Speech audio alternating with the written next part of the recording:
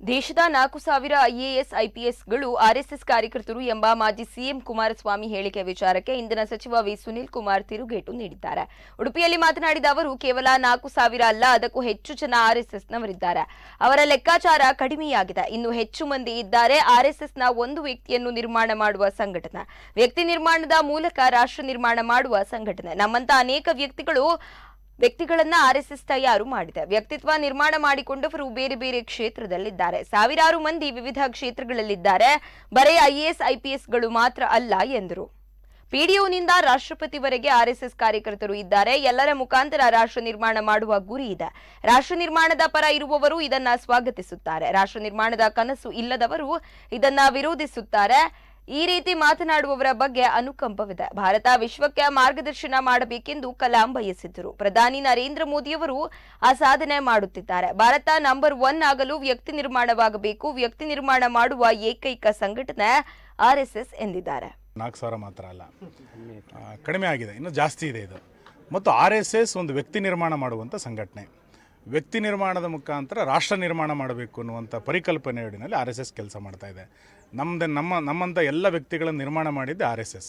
ಹಾಗಾಗಿ ಇಂಥ ಸಾವಿರಾರು ಜನ ವ್ಯಕ್ತಿ ನಿರ್ಮಾಣಗೊಂಡು ಬೇರೆ ಬೇರೆ ಕ್ಷೇತ್ರಗಳಲ್ಲಿ ಕೆಲಸ ಮಾಡ್ತಾ ಇದ್ದಾರೆ. ಬರೀ ಐಎಎಸ್ ಐಪಿಎಸ್ನಲ್ಲಿ ಮಾತ್ರ ಅಲ್ಲ, ಪಿಡಿಒಯಿಂದ ಹಿಡಿದು ರಾಷ್ಟ್ರಪತಿಯ ತನಕವೂ ಕೂಡ ಇವತ್ತು ಆರ್ಎಸ್ಎಸ್ನವರಿದ್ದಾರೆ. ಅವರೆಲ್ಲರ ಮುಖಾಂತರ ರಾಷ್ಟ್ರ ನಿರ್ಮಾಣ ಮಾಡಬೇಕು ಅಂತ ಗುರಿ ಇದೆ. ಯಾರು ರಾಷ್ಟ್ರ ನಿರ್ಮಾಣದ ಪರವಾಗಿದ್ದಾರೋ ಅಂಥವ್ರು ಇದನ್ನು ಸ್ವಾಗತ ಮಾಡ್ತಾರೆ. ರಾಷ್ಟ್ರ ನಿರ್ಮಾಣದ ಕನಸುಗಳನ್ನು ಕಾಣದಿದ್ದರೆ ಇದಕ್ಕೆ ವಿರೋಧ ಮಾಡ್ತಾರೆ. ಅದಕ್ಕೆ ಹೇಳಿದ್ರೆ, ರಾಷ್ಟ್ರ ನಿರ್ಮಾಣದ ಕಾರ್ಯದಲ್ಲಿ ಆಸಕ್ತಿ ಇಲ್ಲ ಅಂತಾದರೆ, ರಾಷ್ಟ್ರದ ಪುನರ್ನಿರ್ಮಾಣದ ಬಗ್ಗೆ ಯೋಚನೆಗಳಿಲ್ಲ ಅಂತಾದರೆ ಇಂಥವ್ರ ಬಗ್ಗೆ ಅನುಕಂಪ ಇದೆ. ನಮ್ಮ ಕಲ್ಪನೆ ಏನು, ಕಲಾಂ ಅವ್ರು ಹೇಳಿದ್ದೇನು, ಭಾರತ ವಿಶ್ವ ಜಗಜ್ಜಾತಿ ಆಗಬೇಕು, ವಿಶ್ವಕ್ಕೆ ಮಾರ್ಗದರ್ಶನ ಮಾಡಬೇಕು ಅಂತ. ನರೇಂದ್ರ ಮೋದಿಯವರು ಆ ಸಾಧನೆಯನ್ನು ಇನ್ನು ದತ್ತಪೀಠ ಅರ್ಚಕ ನೇಮಕ ವಿಳಂಬ ಆರೋಪದ ಬಗ್ಗೆ ಮಾತನಾಡಿದ ಅವರು, ದತ್ತಪೀಠ ವಿಚಾರದಲ್ಲಿ ನಮ್ಮ ನಿಲುವು ಬಹಳ ಸ್ಪಷ್ಟವಿದೆ.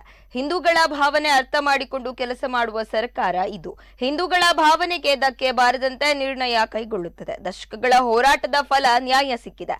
ನ್ಯಾಯಾಲಯದ ತೀರ್ಪು ಅಭ್ಯಾಸ ಮಾಡಿ ಸೂಕ್ತ ತೀರ್ಮಾನ, ಕಾನೂನು, ಕಂದಾಯ, ಮುಜರಾಯಿ ಸಚಿವರನ್ನ ಒಳಗೊಂಡ ಸಮಿತಿ ರಚನೆ ಮಾಡುತ್ತೇವೆ. ಶೀಘ್ರ ಈ ಕುರಿತ ಸುತ್ತೋಲೆ ಹೊರಡಿಸುತ್ತೇವೆ. ವಿಳಂಬ ಮಾಡುವ ಯಾವುದೇ ಉದ್ದೇಶ ನಮಗಿಲ್ಲ. ದತ್ತಪೀಠದ ಕುರಿತು ಒಳ್ಳೆಯ ನಿರ್ಧಾರ ತೆಗೆದುಕೊಳ್ಳುತ್ತೇವೆ ಎಂದಿದ್ದಾರೆ. ಸ್ಪಷ್ಟ ಇದೆ, ಇದು ನಮ್ಮ ಸರ್ಕಾರ ಹಿಂದೂಗಳ ಭಾವನೆಗಳನ್ನು ಅರ್ಥ ಮಾಡಿಕೊಂಡು ಕೆಲಸ ಮಾಡುವಂಥ ಸರ್ಕಾರ.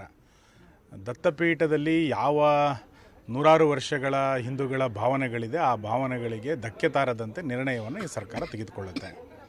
ಮತ್ತು ದಶಕಗಳ ಹೋರಾಟದ ಫಲವಾಗಿ ನ್ಯಾಯಾಲಯದಲ್ಲಿ ನಮಗೆ ಇವತ್ತು ನ್ಯಾಯ ಸಿಕ್ಕಿದೆ. ಸೊ ಇದರ ಅನುಷ್ಠಾನದ ಕುರಿತಂತೆ ಯಾವ ರೀತಿ ಮಾಡಬೇಕು ಅನ್ನೋಂಥ ಕುರಿತಂತೆ ನ್ಯಾಯಾಲಯದ ತೀರ್ಪನ್ನು ಅಭ್ಯಾಸ ಮಾಡಿ ಅದರ ಹಿನ್ನೆಲೆಯಲ್ಲಿ ಯಾವ ತೀರ್ಮಾನವನ್ನು ತೆಗೆದುಕೊಳ್ಬೇಕು ಅನ್ನೋ ಕಾರಣಕ್ಕೆ ಕಾನೂನು ಸಚಿವರದು ಮತ್ತು ಕಂದಾಯ ಸಚಿವರು, ಮುಜರಾಯಿ ಸಚಿವರನ್ನು ಒಳಗೊಂಡಂಥ ಒಂದು ಸಮಿತಿಯನ್ನು ರಚನೆ ಮಾಡಿ ಶೀಘ್ರದಲ್ಲಿ ಇದರ ಸುತ್ತೋಲೆಯನ್ನು ಹೊರಡಿಸಬೇಕು ಅನ್ನೋ ಕಾರಣಕ್ಕೆ ನಾವು ತೀರ್ಮಾನವನ್ನು ತೆಗೆದುಕೊಂಡಿದೆ.